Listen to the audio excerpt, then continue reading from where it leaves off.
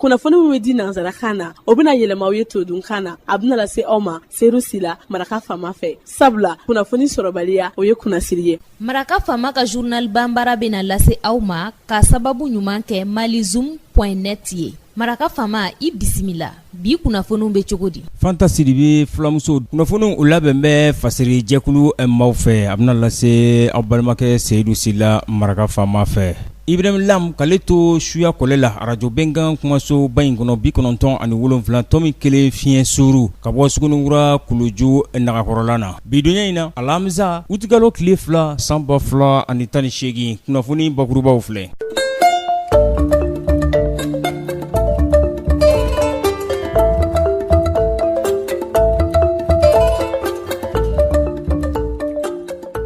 Kunungo cakɛyɔrɔ min bɛ n'olu ɲɛsin bɛ dugujukɔrɔfɛnw olu bɔli ma an ka jamana kɔnɔna na n'u ko ma ko Arangol Resources a ɲɛmaaw u tun bɛ dɔnnibaaru ɲininaw ɲɛkɔrɔ dunanjigisola Sheraton Bamakɔ yan ka ɲɛfɔli kɛ u ni Bamaliba ni ɲɔgɔn cɛ baaraɲɔgɔnya lahalayaw kan n'o b'u jɔyɔrɔ kofɔ jamana sɔrɔbolo la. Kulu min bɛ n'o ye teriya kulu ye n'u ko ma Amicale des Anciens de l'UNEM u ye laselikɛ kunungo ka ɲɛsin dɔnnibaaru ɲininaw ma u dagayɔrɔ la Dawudabugu a tun bɛ tali kɛ kalata lahalayaw kan. Laseli min senfɛ u y'a jira k'a fɔ olu ye ɲɛdamakɛlaw k'olu bila kalata ɲɛdama ko lahalayaw kɔnɔna na. Caritas Mali ale ye laselikɛ ka ɲɛsin dɔnnibaaru ɲininaw ma kɛra taratadonya tɛmɛlen ya min senfɛ u ye laseli dɔ kɛ dɔnnibaaru la kumabaw olu ye nin ye minnu bɛna walawala aw ye sisadani na aw ni ce maraka faama ka journal banbara lamɛnli la.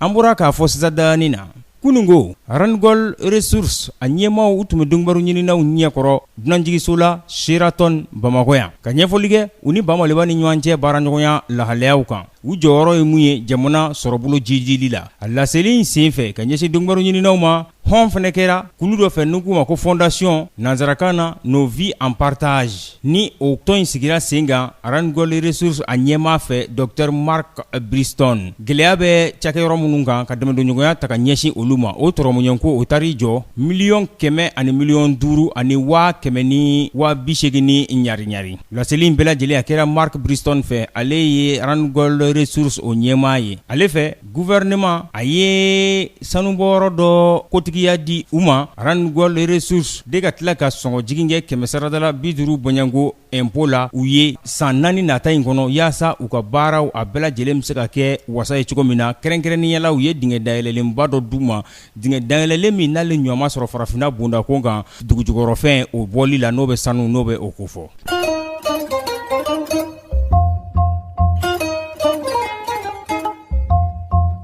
Kulu min bɛ n'an ko ma teriya kulu don Amicale des Anciens de l'UNEM u ye laselikɛ ka ɲɛsin dɔnnibaaru ɲininaw ma u dagayɔrɔ la Dawudabugu o kumana kalata lahalaya kan n'a ma jamana ɲɛmaaya sigi kalata ko fɔ an ka jamana kɔnɔ juillet kalo tile 28 tɛmɛlen a tako fɔlɔ o waleyara jaabiw olu bɛ ka kɔnɔ. Amicale ale y'a jira k'a fɔ olu kɔni ye maa 400 bɔɲanko n'o ye ɲɛdamakɛlaw ye n'an ko ma nanzarakan na observateurs k'olu bila jamana fantan ni naani bɛɛ lajɛlen na olu bɛ se ka ɲɛdama kɛ cogo min na kalata a ɲa yalima a tiɲɛ lahalayaw kan an ka jamana kɔnɔna na. Secrétaire général o tɛ ɲɛmaa ye wa AMSUNEM o tɔgɔ la professeur Elhaji Seydou Patrice Dambele a y'a jira k'a fɔ ko n'i y'a ta bakuruba ɲɛdama la ko kalata ninnu kɛra basigi kɔnɔna na jamana fantan ni naani bɛɛ lajɛlen na ko gɛlɛyabaw ma ye minnu bɛ se ka dan sigi kalata la minnu bɛ se ka fiɲɛ don kalata la nka a y'a jira k'a fɔ olu ka baara kɔni o fana bɛ miiri maa ka yamaruya la n'o ye commission électorale nationale indépendante ye n'u ka ma CENI.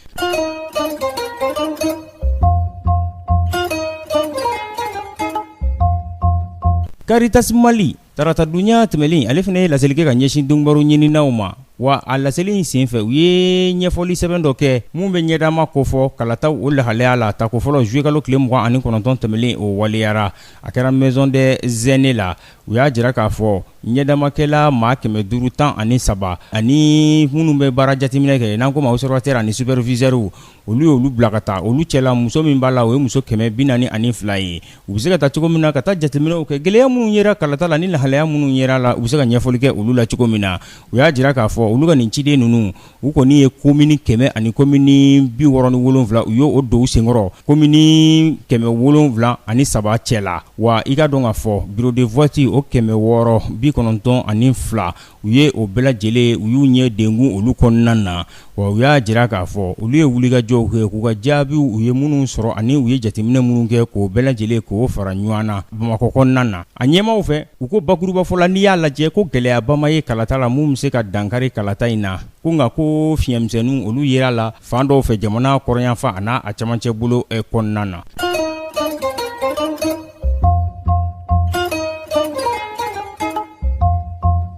Farafina bondakun kan jamana ɲɛmaa Zimbabwe tɔgɔ la Emerson Mnangagwa a ye welewele kɛ bidunya in na k'a fɔ u ka bɛnko la gɛlɛya mun b'u ka jamana kɔnɔ o bɛ se ka wuli ka bɔ yen cogo min na fanga marabaw ani ngwara dabaw u bɛ se ka bɛn kelen ma cogo min na a ka ja don dugusɛjɛ la ni o kɛra mafiyɛnyali ye ka ɲɛsin taamakɛlaw ma minnu n'olu ko suɲɛli kɛra ka ɲɛsin kalata ma. Jamana ɲɛmaa Zimbabwe tɔgɔ la Mnangagwa a ko fan wɛrɛ fɛ fɛnɛ ko sɛgɛsɛgɛliw bɛna kɛ waliya cɛjugu minnu kɛra jamana kɔnɔna na tigiw bɛ se ka dɔn cogo min na ani ɲangili mun ka kan u la o bɛ se ka da u kan cogo min na. République démocratique du Congo a jirala k'a fɔ ko bana cɛjugu in ko a yera olu fɛ yen tuguni dɛ Ebola a b'ale ko fɔ wa a ye maa 20 yɛrɛ fa ka ban u ka jamana kaɲakanyan fan fɛ nin kunnafoni in bɔra République démocratique du Congo RDC a fanga marabaw olu yɔrɔ kɛrɛnkɛrɛnniyɛlaw ka minisiriso min ɲɛsin bɛ kɛnɛya ma dɔgɔkun kelen Banyango banajugu in kibaruya fɔlen kɔ.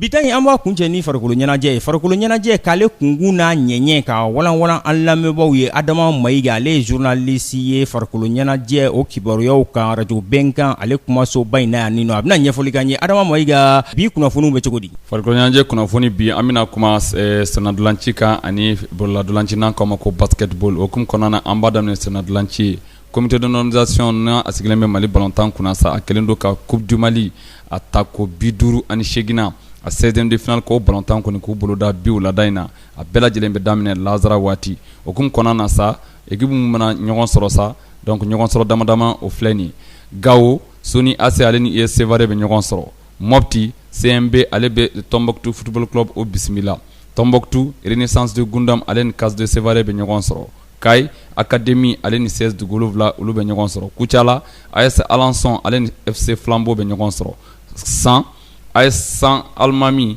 ale ni Stade Malien de Bamako bɛ ɲɔgɔn sɔrɔ Bamako yan Stade Mamadou Konaté la Assom ale ni AS Zege olu bɛ ɲɔgɔn sɔrɔ ka bɔ Kiɲa donc o bɛ kɛ Lazara waati donc dolanci filanan na Stade Mamadou Konaté la ali bisa Afe ale ni AS Bronconi olu bɛ ɲɔgɔn sɔrɔ 18h30 o waatiw la Stade Modibo Keita la COB ale bɛ Teria 200 o bisimila Stade du 26 mars la AS Real ale ni US Buguni olu bɛ ɲɔgɔn sɔrɔ Lazara waati dolanci filanan na CSK ale bɛ AS Douane ka bɔ Sikaso ale b'o bisimila sini n'Ala sɔnna ma sa Lazara waati Joliba AC ale ni Renaissance de Sikaso olu bɛ ɲɔgɔn sɔrɔ Stade Modibo Keita kɔnɔ n'Ala sɔnna ma sa donna nataw la nin dolanci ninnu bɛɛ lajɛlen jaabi o na da aw tulo kan radio bɛnkan ale sanfɛ hali bi dolanci hukumu kɔnɔna na an b'a fɔ fɛn min ye kɔnɔri ye n'Ala sɔnna ma sibiri nata nin kalo in tile 4 donc 10h waati Stade Amaridaw kɔnɔna na sa Ligue de Ségou ale bɛna ɲɛmɔgɔya kura ale bɛn'o sɔrɔ o hukumu kɔnɔna na sa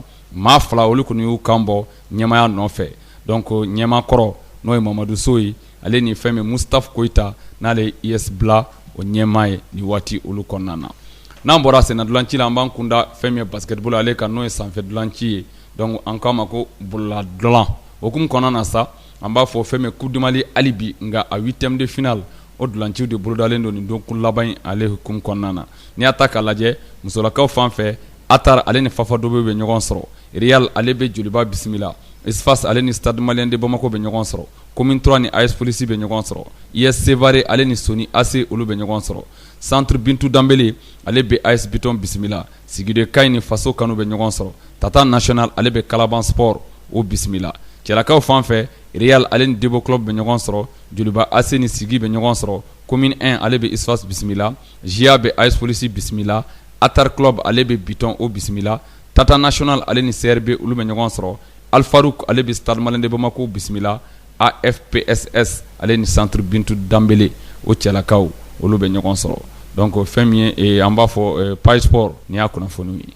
adama ma i ni ce i ka nin ɲɛfɔli nunu na nunu nin tɛna dan sigi an ka bi laseli la sa de adama k'an bɛɛ don wɛrɛ inshallah i ni ce nin bɛ dan sigi bi donkibaru la maraka fama ka journal banbara a bɛ se ka segin k'a lamɛn malizum.net ale sanfɛ n'ale ye cakɛbara ni bɔlɔlɔ kunnafoni di sira ye n'an ko ma journal en ligne malizum.net n'a taara ale sanfɛ a bɛ se ka journal banbara lamɛn ani maraka fama ka laseli tɔw aw ni cɛ ka kulomajɔ la hakɛ to bɛ nin kan sallahu muhammad wasalim a k'an bɛɛ sini maraka fama ka bi journal banbara lasera aw ma k'a sababu ɲuman kɛ malizum.net ye